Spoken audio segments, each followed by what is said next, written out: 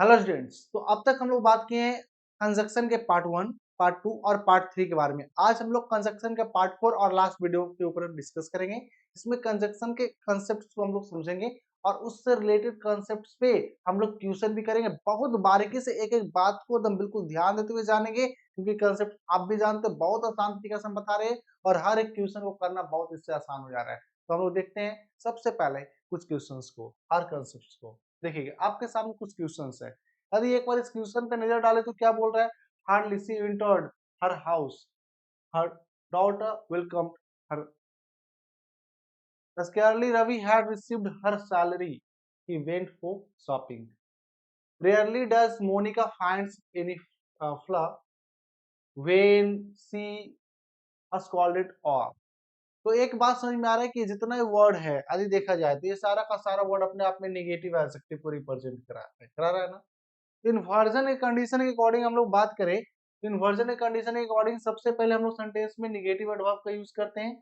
इसके बाद हम लोग सेंटेंस में नेगेटिव एडवर्ब के बाद हेल्पिंग वर्ब का यूज करते हैं और हेल्पिंग वर्ब के बाद सब्जेक्ट का, उसके बाद मेन वर्ब का यूज करते हैं। मेन ऑक्सिलरी वर्ब या मेन वर्ब था, ए में भी लिखा गया, यहाँ पे नॉर्मली एम भी होना चाहिए था। मेन वर्ब का यूज करते हैं, ठीक है। जैसे यदि मान लिया ये बात आपका प्रेजेंट में है, तो इन सभी नेगेटिव एडवर्ब के बाद हम लोग डू या डज का यूज करते हैं। इसके बाद सेंटेंस में सब्जेक्ट प्लस वी वन का यूज करते हैं।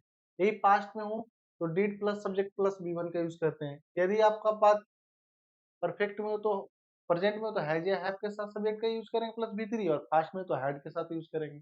तो देखिएगा इन्वर्जन के इन सभी कहानी को हम गौर फरमाए तो बोल सकते हैं हार्डली। हार्डली के बाद हम लोग क्या देखेंगे, तो यहाँ पे इंटर्ड का यूज नहीं करके हम लोग यूज करना चाहेंगे किसका? हैड।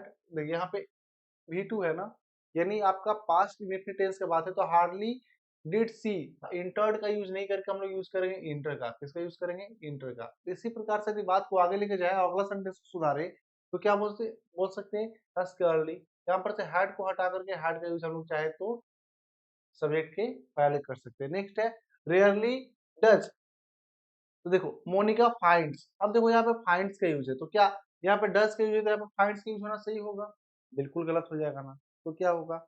यहाँ पे आपका यूज होगा फाइंड का। किसका यूज होगा? फाइंड का। बिकॉज देखो यहाँ पे ध्यान दिया जाए तो बोल सकते हैं क्या, यहाँ पे सेंटेंस में डज का यूज है, डू या डज का यूज होगा तो सेंटेंस में सब्जेक्ट के बाद वी वन का यूज करेंगे ना।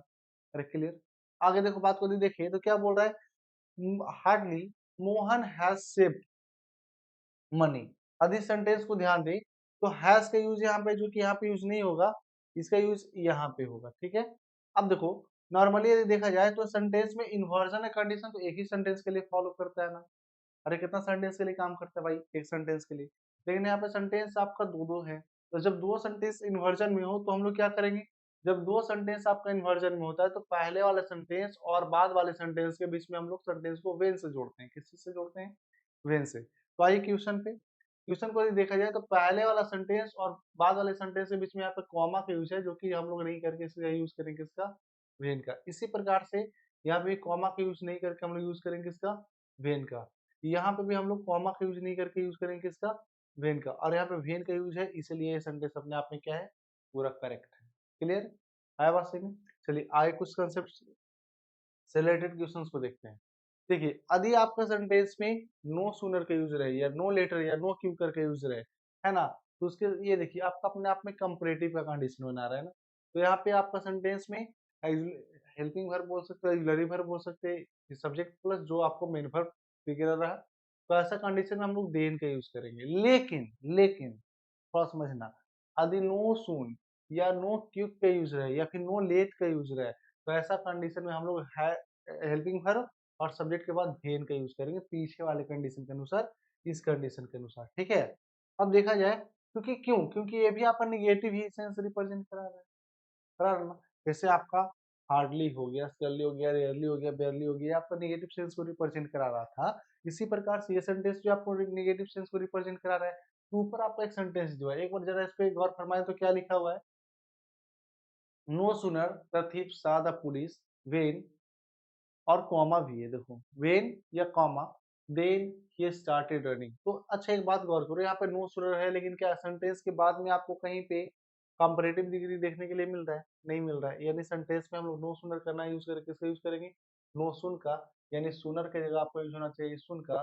और जब सुन का यूज करेंगे तो देखो यहाँ पे क्या है, द थीप सा, द थीप सा की जगह हम लोग यूज कर सकते हैं क्या, did the thief, did the thief, और सा का आपका V1 हो जाएगा सी, द पुलिस। और देखो यहाँ पे वेन है ना, तो वेन का हम लोग नॉर्मली यूज करेंगे यहाँ पे, है ना, यदि बात करते हैं यहाँ पे यूज हो जाएगा किसका, वेन का यूज हो जाएगा, ठीक है, वेन का यूज हो जाएगा, वेन। देखो देन भी है ना, देन का यूज नहीं करेंगे हम लोग, वेन ये स्टार्टेड रनिंग, कॉमा था, वेन था, देन था, लेकिन यूज हम लोग करेंगे किसका, वेन का। देखो यहाँ पे भी हम लोग इसी बात का यूज किए थे, है ना, वेन का यूज हो रहा था, वेन से ही बात को सुधारे, सही किए।